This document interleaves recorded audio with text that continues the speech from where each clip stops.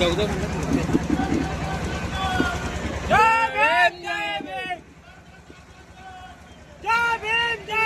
लालो ने देखा ना मंच का संचालन कर रहे हैं हमारे छोटे भाई अमर जी। इस मंच पर गरिमा में उपस्थिति भाई जयप्रकाश जी, फैजाबाद के प्रमुख मैडम, हमारे संगठन के युवा साथी, समाज के प्रमुख लोग और बाबा साहब की जयंती पर प्रतिमा अनावरण कार्यक्रम में मेरे सामने बैठी हमारी सबसे बड़ी पूंजी हमारी माताएं बहनें और बाबा साहब के विचारों को अपने जीवन में हृदय में स्थान देने वाले वो तमाम लोग जो आज इस जयंती के मौके पर इस कार्यक्रम में उपस्थित हैं। अक्सर हम लोग चर्चा करते हैं, पूर्व वक्ताओं की बातों को भी हम लोगों ने सुना। 14 अप्रैल को राष्ट्रीय तौर पर बाबा साहब की जयंती मना लेना, बाबा साहब के विचारों को आत्मसात करना, ये दोनों एक सिक्के के अलग अलग पहलू हैं। मेरा तो स्पष्ट मानना है कि सिर्फ एक दिन बाबा साहब को याद करके बाबा साहब के कर्तव्यों, बाबा साहब के कृत्यों और बाबा साहब ने जो कुछ किया है उसको आप जिंदा और जीवित नहीं रख सकते। 14 अप्रैल का दिन होना चाहिए जिस दिन आप संकल्पित हो इस बात के लिए कि पूरे वर्ष भर आप बाबा साहब के संकल्पों और बाबा साहब के विचारों को बड़ी गंभीरता से अपने जीवन में उतारेंगे, अपने समाज में उतारेंगे। और तमाम बातें बाबा साहब की कई बातों में ही छिपी हैं। बाबा साहब अगर यह कहते थे कि शिक्षा शेरनी का दूध है तो उसका तात्पर्य यह था कि जब बहुजन समाज के लोग पढ़ेंगे तब जाकर वह इस बात को समझेंगे कि उनके हक अधिकारों का अगर हनन हो रहा है तो उसको कैसे छीनकर हासिल किया जाना चाहिए। बाबा साहब यह कहते थे तो उनका तात्पर्य इस बात से नहीं था कि इतिहास को, दर्शन को और विचारों को मोबाइल के व्हाट्सएप यूनिवर्सिटी से पढ़ा जाए। उनका तात्पर्य यह होता था कि जब तक आप पुस्तकों को नहीं पढ़ेंगे, अम्बेडकरवादी साहित्य को नहीं पढ़ेंगे, तब तक आप बाबा साहब के विचारों को सही ढंग से समझ नहीं सकेंगे।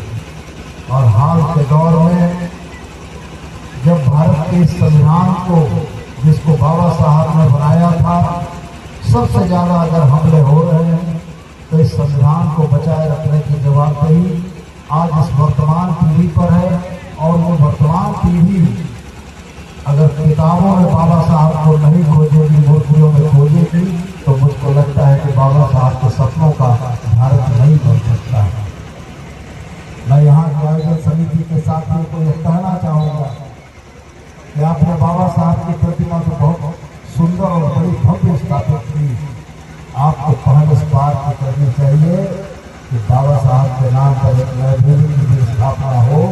स्थल का चयन करें, लाइब्रेरी की स्थापना का जो सहयोग होगा वो सहयोग हम लोग करना चाहेंगे।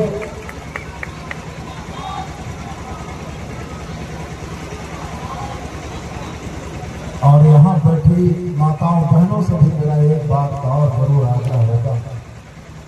किसी विद्वान ने यह कहा था कि बेटा पढ़ाइएगा तो एक पढ़ेगा, बेटी पढ़ाइएगा तो परिवार पढ़ेगा। बेटों को पढ़ाना भी जरूरी है, लेकिन बेटियों को छोड़ना नहीं है। बेटियों को पढ़ाइएगा तब समाज सुधरेगा, बेटियों को पढ़ाइएगा तब बाबा साहब के विचार भी फैलेंगे। तो मैं आज कम समय के लिए आपके समक्ष उपस्थित हुआ, लेकिन मैं अपनी बातें फिर दोहराकर आपको जानना चाहता हूँ कि वास्तव में बाबा साहब की मूर्तियों की स्थापना आवश्यक है। एक प्रतीकात्मक, एक सिंबॉलिक है जिसको हम याद रख सकें। इसी धरती पर एक ऐसा महामानव पैदा हुआ जिसने हिंदुस्तान के बहुजन समाज के लोगों की किस्मत को एक संविधान की पुस्तक में लिखकर उनके अधिकारों को लेकिन साथ में हम आपसे फिर ये दोहरा कर कहना चाहते हैं कि बाबा साहब के हाथ की पत्नी में चाहे वो संविधान की किताब हो या बाबा साहब की लिखी और किताबें हों, जब तक समाज में आने वाली पीढ़ियाँ उनको नहीं पढ़ेगी तब तक बाबा साहब की शिक्षा और प्रेरणा धरातल तक नहीं पहुँचेगी। तब तक आपको ये महसूस नहीं होगा कि बाबा साहब जो अधिकार आपको देकर गए थे वो अधिकार आपको भीख में नहीं मिला था, वो अधिकार आपके पुरखों ने अपना सर्वस्व बलिदान करके आपके लिए हासिल किया था। और जब आप इस अधिकार के ऊपर खतरे की बारी आती है तो फिर हमारा आपका सबका कर्तव्य यही बनता है कि उस संविधान को, जो संविधान हमारे भविष्य को सुरक्षित रखता है, उस संविधान को आज के दौर में सुरक्षित रखने के लिए जिस स्तर की लड़ाई की जरूरत हो उस स्तर की लड़ाई लड़नी होगी और संविधान को बचाना होगा।